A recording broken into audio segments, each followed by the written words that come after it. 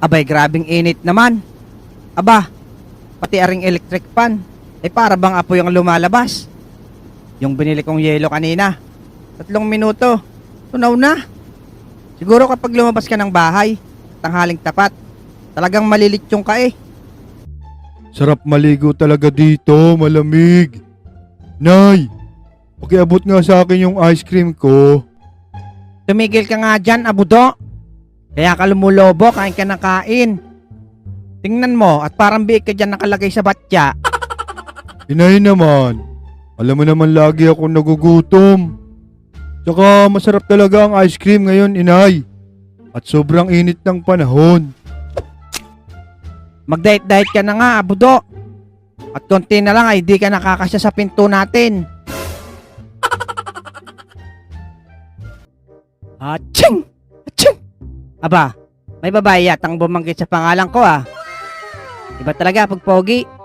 Mahirap kalimutan. Hahaha. Lakas kasi ng karisma ng poging mahilig magkape. Kapeng mainit, ngayong tag-init.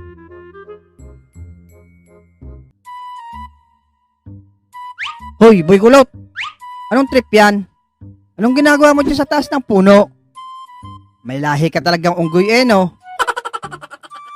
Nagpapahangin, Lex. Sobrang init kasi sa loob ng bahay Parang sinisilban. Tsaka baka mangitim ako.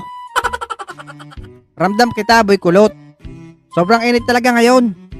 Pero bumaba ka na dyan. At punta natin sila Bogart at Abudo.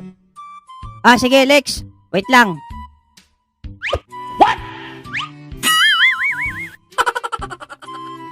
Ayan. Puro ka kasi kalokohan. Kita tuloy ang kuyukot mo. Sobrang init ngayon, oh, Bogart. Hindi ko ramdam, Abudo.